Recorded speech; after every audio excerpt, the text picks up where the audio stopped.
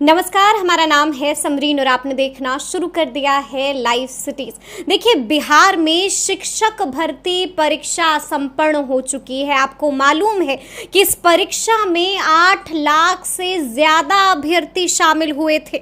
लेकिन आपको बता दें कि इस परीक्षा के बाद भी अब भी कई तरह के ऐसे सवाल हैं जिस पर अब भी सस्पेंस बना हुआ है। देखिए, सबसे बड़ा सवाल है कि आखिर बीएड वालों का क्या होगा। सबसे बड़ा सवाल है कि क्या बीएड डिग्री वाले कक्षा 1 से लेकर कक्षा 5 तक के शिक्षक बन सकते हैं या फिर नहीं। आपको बता दें कि इसी बीच सुप्रीम कोर्ट का एक और आदेश आया है। तो आज हम इसी मौजू पर चर्चा करेंगे और उस मौजू पर चर्चा करने के लिए हमारे साथ पटना हाई कोर्ट के जाने माने एडवोकेट देव प्रकाश जी हैं। सबसे पहले बहुत शुक्रिया जी। तो जैसा कि आप हमें बता रहे थे, कैमरे के पीछे आपने हमसे कई सारी बातें की। आपने बताया है कि सुप्रीम कोर्ट का एक बड़ा आदेश आया है। तो सबसे पहले तो हम आपसे जानना चाहेंगे कि आखिर वो आदेश क्या है। देखिए, बीएड और डीएड का मामला जो है हर एक राज्य में चल रहा है। चलने का कारण भी यही है कि एनसीटी का एक आदेश था कि बीएड वाले प्राथमिक शिक्षक में भी आवेदन कर सकते हैं। एनसीटी वो बॉडी है जो टीचर्स ट्रेनिंग कॉलेज की मान्यता देती है, गवर्नमेंट ऑफ इंडिया की बॉडी है, national council of teachers education. अब इस निर्णय के बाद गवर्नमेंट ऑफ राजस्थान ने एक निर्णय दिया कि नहीं, प्राथमिक शिक्षक में हम केवल डीएड वालों को लेंगे, बीएड वाले को नहीं लेंगे। इसके विरुद्ध में ये राजस्थान हाईकोर्ट में केस हुआ और राजस्थान हाईकोर्ट ने कहा कि राज्य सरकार अपनी शक्ति के अनुसार जो आर्टिकल 21 में जो शिक्षा का अधिकार दिया गया है उसमें यह लिखा गया है कि इस संदर्भ में हर एक राज्य कानून बनाएगी या डिसाइड करेगी या कोई जो निर्णय लेगी उसका वो मान्य होगा। उसमें राज्यों को शक्ति दी गई है राइट टू एजुकेशन में। जब शक्ति दी गई, उस शक्ति के अनुरूप उन्होंने अपना एक निर्णय दिया कि हम प्राथमिक शिक्षक में बीएड वालों को नहीं लेंगे। हाई कोर्ट ने उसको कंफर्म कर दिया। उसके विरुद्ध में सुप्रीम कोर्ट में लोग गए। सुप्रीम कोर्ट में बहुत सारे पार्टी हो गए, गवर्नमेंट ऑफ बिहार भी वहाँ पार्टी थी जी। और सुप्रीम कोर्ट ने, आपको पता है कि 11 अगस्त को यह निर्णय दे दिया इस आधार पर कि दोनों की जो पेडागोगी है, जो पढ़ाने के तौर तरीके हैं, आप देखते हैं बच्चों को जो पढ़ाया जाता है वो गाना उना गा करके, कुछ राग बता करके पढ़ाया जाता, नाच गा के पढ़ाया जाता है। जबकि हायर क्लास जो मैच्योर होते हैं उनको सिलेबस और कोर्स पढ़ाया जाता है। बच्चों को पढ़ाने का शैली अलग होता है और उनको थोड़ा सा साइकोलॉजिकल ज़्यादा पार्ट उसमें रहता है। तो उन्होंने कहा कि डीएड की पढ़ाई में साइकोलॉजिकल पार्ट पर जोर दिया गया है, जबकि बीएड में नहीं जोर दिया गया। जैसे बीएड में भी रहता है इस पार्ट को, लेकिन उन्होंने कहा कि नहीं है। इसलिए बीएड वाले योग्य नहीं हैं प्राथमिक शिक्षक के लिए। जो बच्चे 6 से 14 साल के हैं या जो बच्चे क्लास 1 से क्लास 5 तक हैं जी। उसको उन्होंने एलिमिनेट कर दिया और कहा कि नहीं, केवल डीएड वाले ही उसमें आवेदन कर सकते हैं।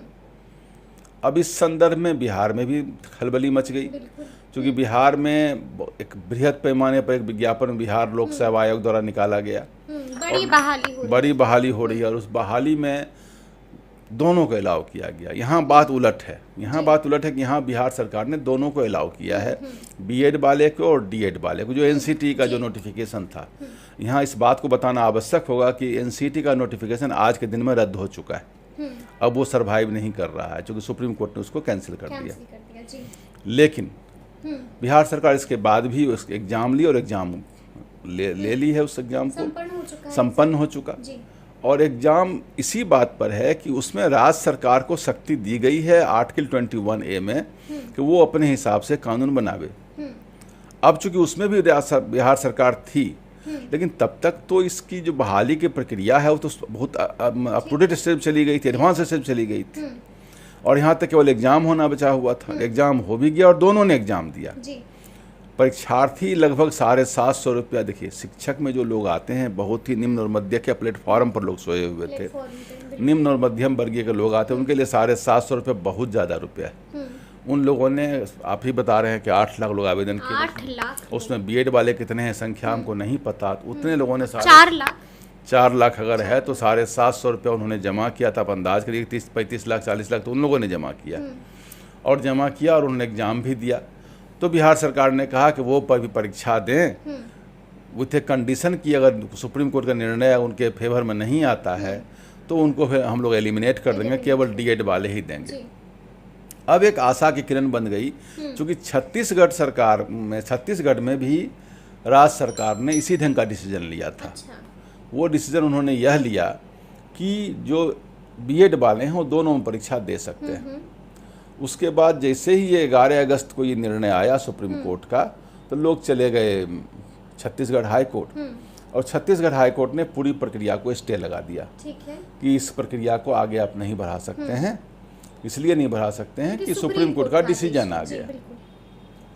उस अंतरिम स्थगन के विरुद्ध लोग चले गए सुप्रीम कोर्ट। ठीक है। सुप्रीम कोर्ट में justice as Bopanna, justice Prashant Kumar Mishra ने कहा कि इंटरिम स्टे लगा है उस बहाली की प्रक्रिया पर जो एडवांस स्टेज में थी, बहाली प्रक्रिया शुरू हो चुकी थी, तो अभी इस पर इंटरिम स्टे लगाना जायज नहीं है, जस्टिफाइड नहीं है, रीजनेबल नहीं लगता है, क्योंकि राज्य सरकार ने नियम बना के किया है। तो सुप्रीम कोर्ट ने जो इंटरिम स्टे का जो निर्णय है उसको उसने निरस्त कर दिया निरस्त कर दिया। कहा कि नहीं, अभी प्रक्रिया जारी रखने दीजिए। अच्छा। और साथ में कहा कि प्रक्रिया जारी रहेगी। हाँ। अब हाईकोर्ट इस पूरे रीट को डिसाइड करे, और रीट डिसाइड करने का जो फलाफल होगा, जो निर्णय होगा, वो निर्णय इन पर लागू होगा। अच्छा। जो अभी आवेदन जिनकी प्रक्रिया अभी चल रही है। तो ये तो बड़ी राहत है। लेकिन एक आशा की किरण तो आ गई इसमें कि जिनको इंटरिम स्टे मिल गया सुप्रीम कोर्ट के आदेश पर, उसमें उन्होंने एक ऑब्जर्वेशन डाला है कि आवेदन की प्रक्रिया इस निर्णय के पहले ही शुरू हो गई थी। सिमिलर घटना बिहार के साथ है। यहाँ भी आवेदन की प्रक्रिया चल रही थी, उसको रोका नहीं गया, चलता रहा, और मैंने आपका कितने लोगों ने आवेदन किया और एग्जामिनेशन भी दिया। तो एकदम सिमिलर फुटिंग पर केस है। और सिमिलर फुटिंग जब इंटरिम स्टे को वेकेट कर दिया सुप्रीम कोर्ट ने, अभी बाकी चल रहा, तो यह भी देखा जाएगा ना कि जो आर्टिकल 21 जो शक्ति दी गई है इनको बनाने का, तो वो शक्ति इनके पास है। उस शक्ति के अंतर्गत जो प्रदत्त शक्ति है उसके अनुसार ही इन्होंने कानून बनाया है। तो उसके अनुसार जब बनाया है तो सुप्रीम कोर्ट हो सकता है रिव्यू कर दे, चूंकि कोई ऐसा हार्ड एंड फास्ट नहीं कि बीएड आज तक तो बीएड वाले दे ही रहे थे। एनसीटी का पहले नोटिफिकेशन था जिसको कैंसिल किया गया 11 अगस्त को, लेकिन उसके पहले तो वैलिड था। रेट्रोस्पेक्टिव इफेक्ट से तो लागू हुआ नहीं है कानून जब से बनता है और निर्णय उसके बाद से लागू होता है। तो ऐसी स्थिति में जो एकदम अंधकार था कि बीएड वाले रो रहे थे, कई एक लोगों ने मुझको भी कॉल किया था, तो अब थोड़ी आशा की किरण बनी है। आशा की किरण मतलब उस अंधकार में एक दीप जल गया, एक चिंगारी सी आई है।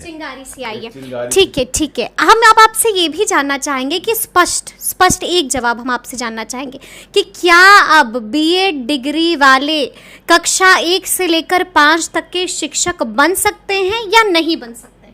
क्या वो अब राहत की सांस ले ले वकील साहब? ये तो हमसे अब वो सवाल कर रहे हैं जो कोर्ट को डिसाइड करना है। जी।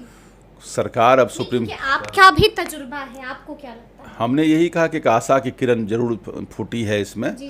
पहले जो एकदम ना था, एकदम अंधकार था, वहाँ बिल्कुल ना नहीं है, कुछ संभावनाएं बनी है। लोग ईश्वर को प्रार्थना करें, सरकार सुप्रीम कोर्ट जाए और सुप्रीम कोर्ट इन बातों को और कर लिया। चूंकि एक बात इन्होंने डिसाइड किया है कि प्रक्रिया पहले आरंभ हो गई थी। अगर प्रक्रिया पहले आरंभ हो गई है तो इस पर भी वही लागू होगा। कहीं सुप्रीम कोर्ट ने कहा कि जो प्रक्रिया पहले से हो गया और निर्णय के पहले का उसको हम लोग मान लेंगे, तो उस पर इन लोगों को भी अलाउ किया जा सकता है। तो बीएड वाले जो बिल्कुल निगेटिव थे वो थोड़ा पॉजिटिव उनके केस से थोड़ा पॉजिटिव हो जाए। अच्छा, हम आपसे ये भी जानना चाहेंगे कि क्या अब भी कुछ ऐसा पेच है जो फंस सकता है इस मामले में?